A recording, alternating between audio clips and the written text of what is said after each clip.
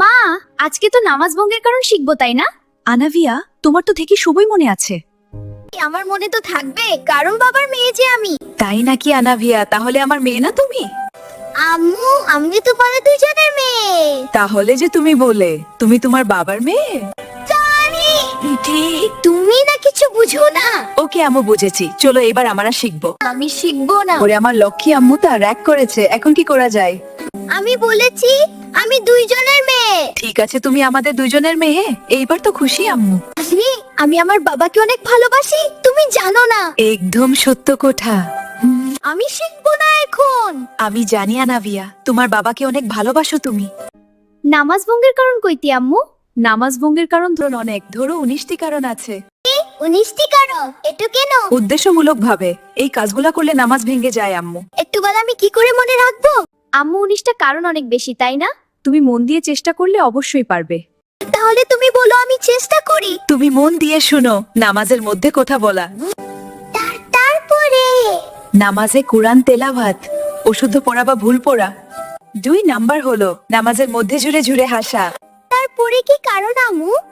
3 number হলো নামাজের সময় যদি অজু ভেঙে যায়। তারপরে 4 নাম্বার রুকু বা সেজদা মিস করা। 5 কাপড়ে যদি নাপাকি লেগে যায়। তারপরে 6 নাম্বার নামাজে কথা বলা। 7 নাম্বার সালাম দেয়া। পরে 8 সালামের জবাব দেয়া। এরপরে কি আম্মু? নামাজে ব্যথায় বা কষ্টে উফ আহ শব্দ করা। 10 নাম্বার কি আম্মু? 10 নাম্বার হলো আমলে কাসির করা। আমলে কাসির কি আম্মু? আমলে কাসির হলো নামাজে এমন কিছু বারবার করা যা অপ্রয়োজনীয়। ওকে, অনেক হয়েছে আম্মু, আজকে এই পর্যন্ত থাক। ঠিক আছে আনাভিয়া, কালকে আবার শিখবে। আম্মু, আজকে পরেরটুকু শিখবো 11 নাম্বার থেকে। ওকে, তাহলে চলো আনাভিয়া, শুরু করা যাক। তারপরে কি আম্মু? নামাজে বিনা কারণে কাশি দেয়া। নামাজে কোরআন দেখে পড়া। তারপরে কি আম্মু? 14 নাম্বার 3 তাসবিহ পরিমাণ ছতর খুলে রাখা। আম্মু, ছোটর খোলা কি? নামাজের জন্য শরীরের যতটুকু ঢাকা ফরজ তা খুলে রাখা। বুঝেছি আম্মু। এরপর কি? নামাজের মধ্যে কোনো কিছু খাওয়া পান করা। এরপর কি আম্মু? নাপাক জায়গায় সেজদা করা। নামাজের মধ্যে হাঁচির উত্তর দেয়া। তারপর কি আম্মু? নামাজে দুনিয়াবি কিছু চাওয়া। এরপর ইমামের আগে মুক্তাদি দাঁড়ানো। তারপর কি আম্মু? নামাজে কিবলার দিক থেকে সিনা ফিরিয়ে অন্যদিকে নেয়া বা ঘুরানো। উফ, আমার শেষ হলো তাহলে। সে ঠিক আছে, বাট তুমি কতটা শিখলে সেটা দেখবো এবার। আম্মু, আজকে নামাজ ভঙ্গের কারণ আমি বলবো। ওকে ঠিক আছে আম্মু, তুমি শুরু করো। আম্মু, আমি শুধু বলে যাব, আর আমার বন্ধুরা 1 থেকে শুরু করে 19 পর্যন্ত গুনবে।